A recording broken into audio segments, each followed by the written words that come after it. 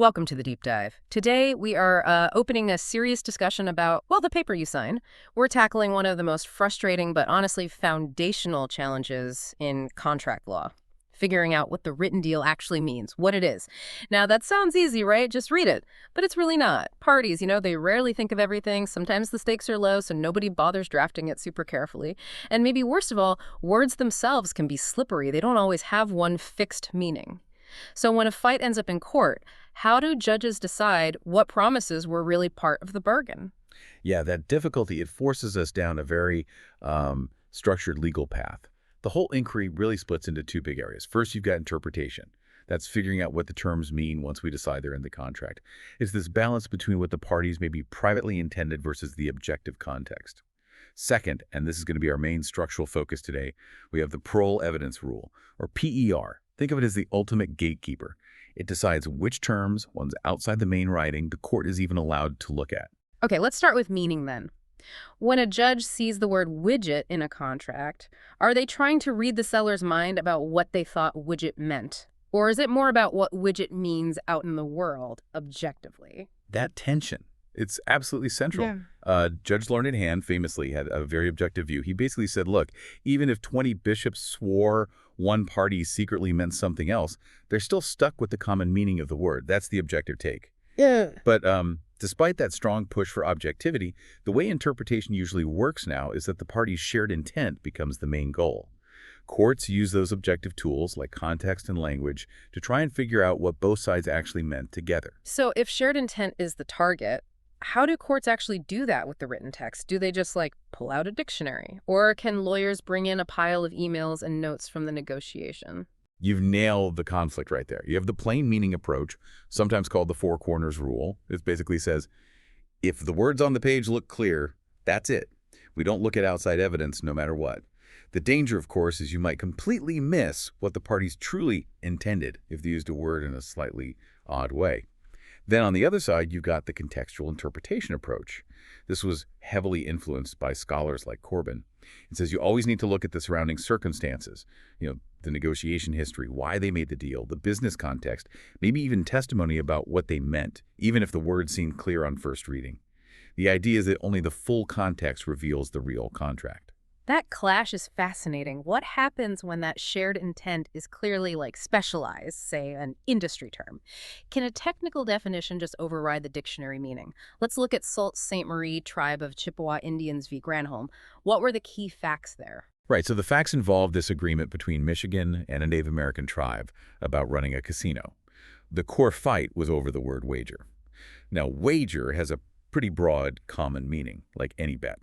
But in the casino industry, there's a very specific technical definition tied to certain types of games and regulations. Okay, so how did the court decide? Stick with the common meaning of wager, or let them bring in evidence about the specific casino industry meaning? Well, the court applied a pretty standard rule here. When technical terms or terms of art are used in a deal within their technical field, they should get their technical meaning.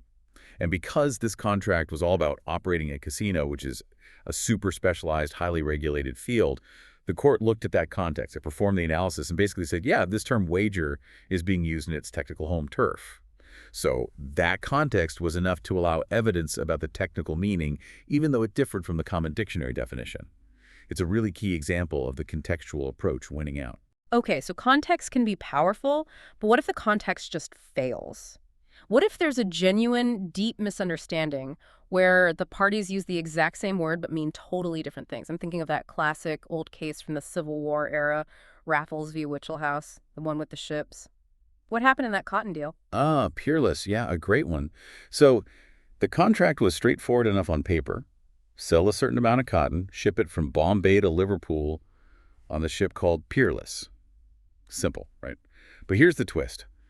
Nobody knew it at the time, but there were two different ships named Peerless making that run. One sailed in October, the other in December.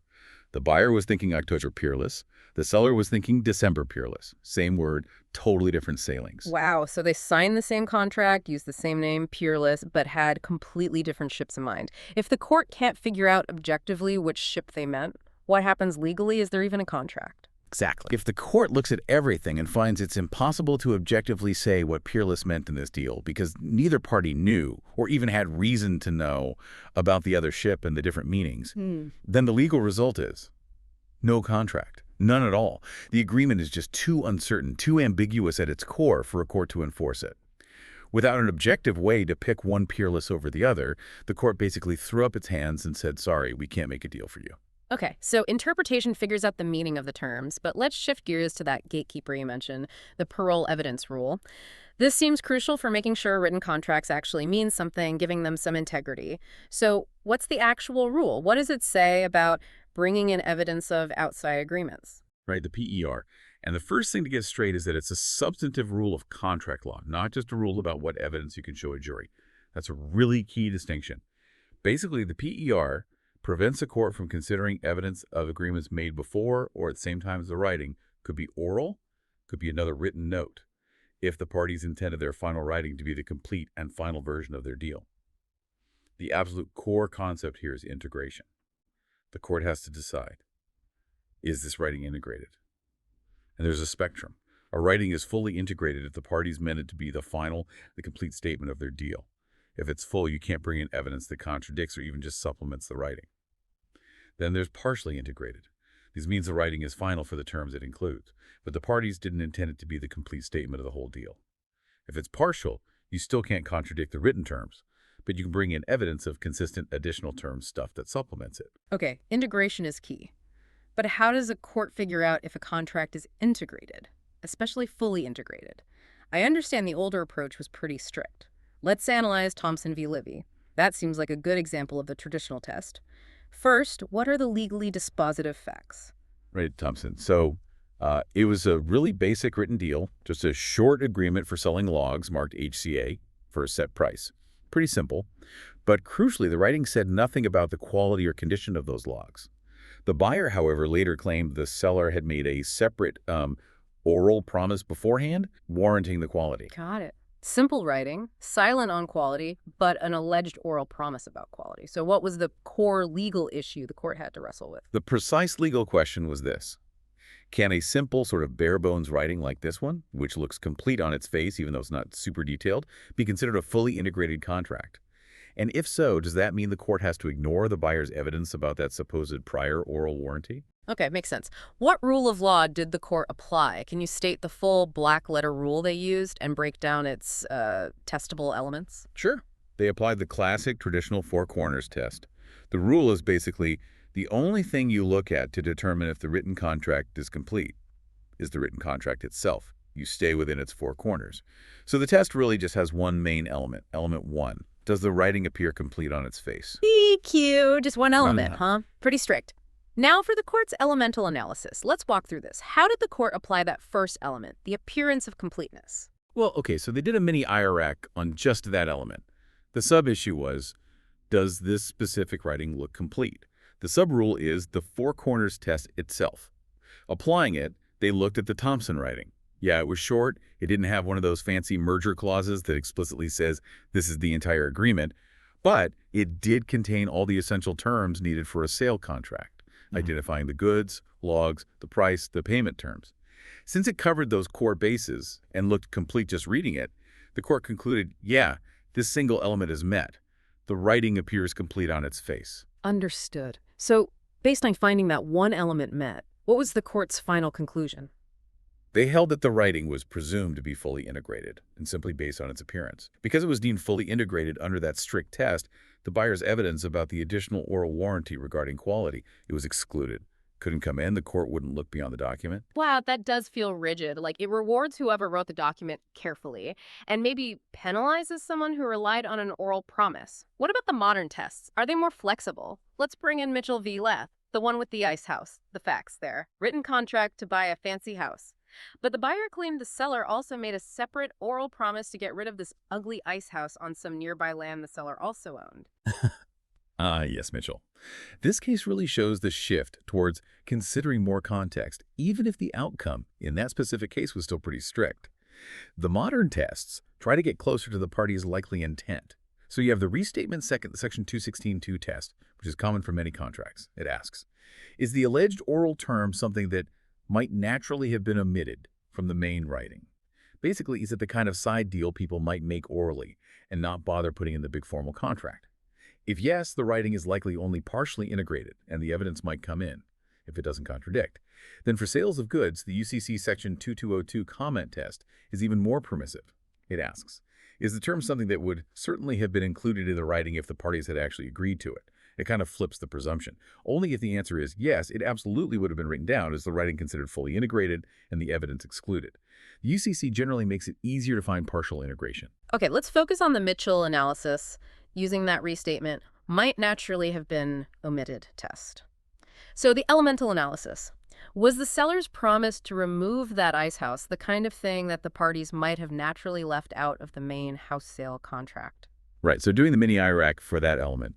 The sub-issue is whether this specific promise, removing some ice house, is naturally omittable. The sub-rule is the might naturally omit standard. Applying it, the court looked at the connection.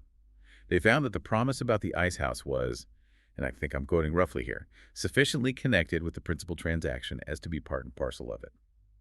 In other words, the existence of that ugly ice house right nearby directly impacted the value and enjoyment of the main property being sold. Because it was so closely related, the court decided it's not the kind of thing sophisticated parties would naturally leave out of the main formal written agreement if they'd actually agreed to it as part of the deal. So they decided it would not naturally be omitted. Okay.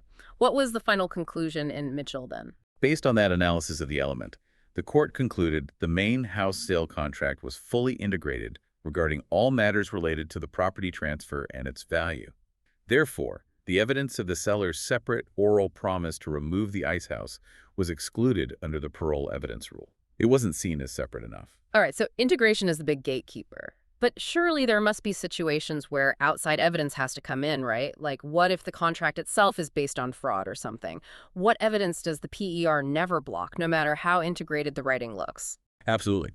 The PER's purpose is to uphold genuine agreements, not to enforce contracts that shouldn't exist, or to allow fraud.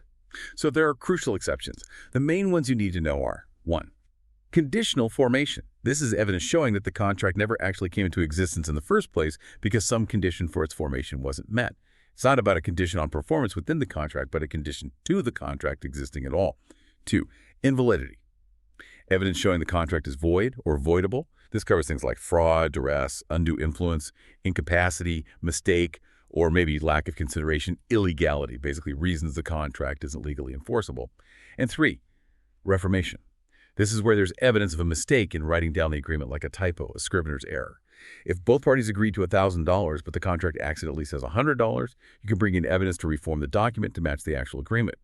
The traveler's insurance case with the wrong annuity amount is a classic example. Let's make that conditional formation exception more concrete. Tell us about Smith v. Rosenthal, Toyota, Inc. What happened with Mr. Smith and the car purchase? Okay, so Mr. Smith goes to the dealership, picks out a car, signs all the standard purchase paperwork. Looks like a done deal on paper, right? But crucially, he orally told the salesperson something like, look, this whole deal is contingent on my wife approving it when I get home. He signed, but added that oral condition. She did not approve. So the dealership points to the signed papers. He points to the oral condition. How does the PER apply? Well, the court said that oral statement, this depends on my wife's okay, was admissible. Why? Because it wasn't evidence contradicting or adding a term to an existing contract. It was evidence showing a condition precedent to the contract's very existence, its formation. The argument was, no wife approval, no contract, ever. The PER only kicks in once you have an agreement the parties intend as a final expression. Since Smith's evidence went to show that the formation itself was conditioned, the PER didn't block it. No contract was formed. Got it. That makes sense. Now, one last area. What about background contexts, like industry customs, or how these two parties have dealt with each other before? How does that kind of external stuff interact with a written contract, especially one that seems fully integrated? Is that blocked by the PER too? Well, this is where the law, especially the UCC for goods contracts, gets quite permissive. It recognizes that contracts aren't written in a vacuum. There's a clear hierarchy for this kind of contextual evidence. Course of performance is king. That's how the parties have been acting under this specific contract. Next is course of dealing, how they've acted in past contracts or deals with each other. And finally, there's usage of trade, the standard customs or practices within their particular industry or market. Now here's the key. Under the UCC, and often under common law too, this kind of evidence performance dealing trade usage can always be used to explain or supplement the terms of the written agreement, even if the writing is fully integrated. The idea is that these background understandings are implicitly part of the deal unless they're carefully excluded. The major limitation, though, is that this contextual evidence cannot contradict the express terms written in the contract. The court has to try and find a reasonable harmony between the written words and the customer practice. If the contract very clearly says no prior practices apply or sets a term that directly conflicts with the trade usage, then the express term wins and the custom is out. But otherwise, it's generally allowed in to fill gaps and expand meaning. Hashtags tag outro. Okay, so pulling this all together for, say, an exam situation. When you see a contract dispute with outside evidence floating around, here's your diagnostic checklist. 1. Is the writing integrated? Is it intended as a final expression? The court decides this using those tests. 4 corners, naturally omitted, certainly included. 2. If yes, is it fully or partially integrated? This determines whether supplementation is even possible. 3. Does the extrinsic evidence fall under an exception? Check for conditional formation, fraud, mistake, reformation, etc. If yes, the evidence comes in, period. The PER doesn't apply. 4. If it's partially integrated and not an exception, does the outside term contradict the writing? If it only supplements and is in reasonable harmony, it's likely admissible. 5. If it's fully integrated and not an exception, only that background contextual evidence, usage of trade, course of dealing, course of performance, used for explanation, or evidence falling under an exception gets in. All other supplemental or contradictory terms are definitely excluded by the PER. It's really clear from all this that contract law is in this constant state of, well, wrestling with a fundamental question. How much do we privilege the actual words written on the paper versus the messy real-world context surrounding them? We saw that tension play out dramatically, didn't we, in that back and forth between the California Supreme Court and PG&E, which basically said extrinsic evidence is always relevant to see if an ambiguity even exists, and then the Ninth Circuit Federal Court in Trident Center pushing back hard, arguing that the PG&E approach just destroys the predictability and certainty that businesses rely on when they write contracts. That core conflict is still very much alive. So the ultimate question, maybe for you listening, is this. Where do you land? Do you put more faith in the objective certainty of the printed text, even if it means sometimes ignoring what the parties really meant in context? Or do you trust the courts to sift through all that context, the emails, the history, to find the true subjective understanding, even if it makes outcomes less predictable? Which philosophy do you think actually leads to better results in the real world of business? Something to chew on.